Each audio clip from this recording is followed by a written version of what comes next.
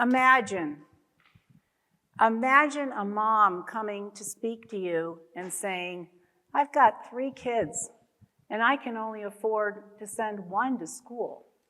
And I wonder, how does she choose? Imagine a mother coming to you and saying, thank you for the clean water that's running through my kitchen faucet, because until I met you, it had only been brown. Imagine standing at the edge of a village and seeing some kids playing at the edge of the village on the shore, and a man casting a net for fish for dinner. And you know that the raw sewage from that town is coming directly into the lake where they are standing.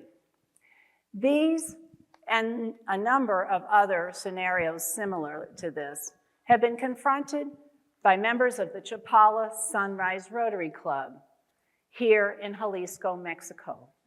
And it is because of this that we have decided to focus our efforts locally, because we can be more effective, efficient, and transparent. Now, when I think of all the needs out here, we do tend to respond. Many of us have helped out in used clothing drives to raise money for a family's medicine, or to repair a house that's been damaged by a mudslide. And I would call these kinds of activities important to our community, but they are short-term. They do address needs that must be addressed, but they don't have a long-term impact. And so I would call that charitable giving. Okay, so what then is philanthropy? Philanthropy is looking and dealing with the long-term issues that are addressing the world. Complex problems. Locally, we have such problems as food insecurity, some of the highest rates of diabetes and kidney disease in the world, and environmental threats to the health of our lake. So when I think about philanthropy, I tend to think of big-time people, billionaires like Bill Gates, or mega entertainers like Angelina Jolie. But it's unlikely that any of this people in this audience have the kind of resources that they do to make change at the magnitude that is available to them. So instead, we focus, as I said, locally. And our philanthropic efforts are personal. They help us define our own values and where we want to put our resources. Philanthropy is a long-term impact that government can't address alone. And by joining with them to work on these complex problems, we have the opportunity to accelerate and influence change. Now, when you Google the word philanthropy, you'll often see the designation of the 3 pillars. They call them the 3 T's: time, talent, and treasure. Time, I would argue, is the most precious, because you only have 24 hours in a day, no matter how much you'd like to change that sometimes. So you need to look into your time, the whirlwind of your lives, and determine what is most important to you, and put some of those lower priorities on the back burner. Time can be engaging in direct action and working in fields and schools and hospitals and many, many other places.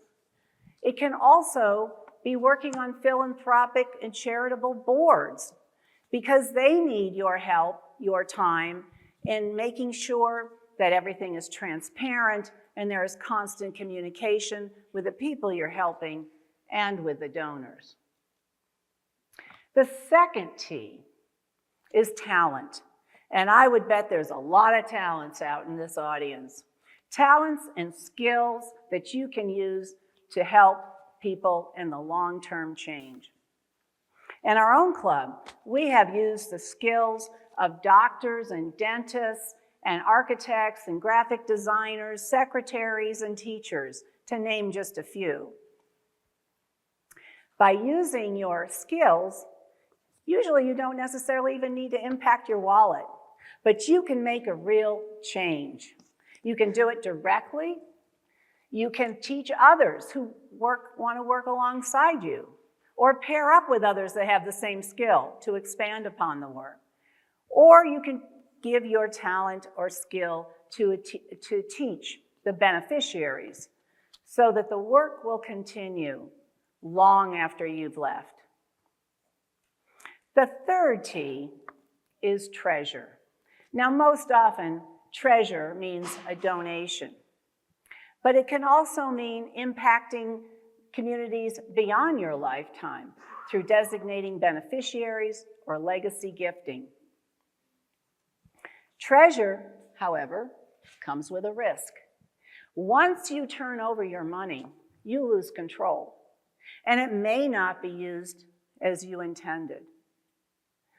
And so I'm going to introduce to you today what I call the fourth T. It's not in any of the literature, but I believe it is the most important T, and that is the word trust. Trust, first of all, with your donors, because they do want to know where their money went and if it's being used as intended. And the best way to have trust sustained is by not just saying thank you, but by keeping in communication with them afterwards, showing them the progress of your work, meeting with them, if possible, face-to-face with those personal connections. But for those that don't live nearby, Zoom has been a great opportunity for us to have that face-to-face contact. Going to meet them where they live, or inviting them to come and see the work. Newsletters are great, and they are helpful because by showing them with photos and by telling them why a project isn't going as expected, it shows that you trust them to understand that the work here is difficult and it doesn't always follow a smooth path or a PERT chart. And so they begin to understand that their donations have really made a difference, even if it's not as immediate as they'd hope. Now, when you approach a village or a group of people where you think they need help, it is important to understand that they might wonder why. Because in developing countries all over the world, outsiders and wealthy people have come to visit communities and said, we want to help. We can offer you more economic opportunity, a better religion, a more effective way to use your land, when in fact, there was little benefit to local people. It was really meant to advance the agenda of those outsiders. And so when you go to a local community such as this, you may see deep suspicion because you have no roots and no family there. And in Mexico, Mexicans are very generous, but it typically is with family, and they have a very expanded way of defining family. My brother-in-law's cousin, my sister-in-law's nephew, these are all family members. And notice the word in-law. They have special terms for a lot of these people. Mother-in-law, suegra, brother-in-law, cuñado. These are not people that are only family in law. They are family. So when we approached a local village where we suspected that they needed more water, potable water, we began by talking with them and asking them 2 questions. And I think these questions would apply with whoever you choose to work with. What are your strengths and what are your needs? By starting with strengths, you start on the positive note, and they can tell you what they're proud of, and you know what you can build upon. When we first met in this village, Ojo de Agua is locally based, they told us that their strengths were that they were small and they knew each other and they could work together and share resources and make things happen.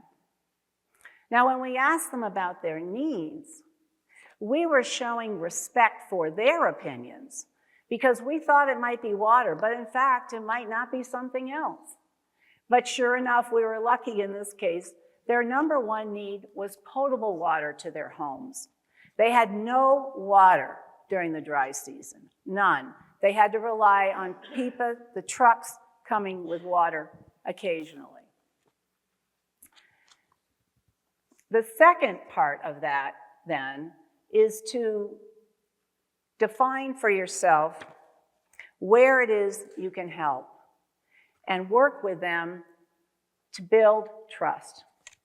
So further down their list was they wanted help with their sanitation. As I mentioned earlier, they had raw sewage running through their streets. Well, we couldn't help immediately with that either. Those two issues were huge for them, and they were going to require months and perhaps years to get the resources, the engineering, the land permits, the negotiations with the tribal councils, etc. So we couldn't just walk away and say, we'll see you in a while when we come back with a complete package. Instead, we looked farther down the list. And on that list that they had given us, they said they needed fresh fruit. Well, that was relatively easy. Within a month, we received a donation of 150 lime trees. We met with the villagers in the plaza and walked with them to their homes. Shovel in one hand, lime tree in the other. Dug the holes together and planted them.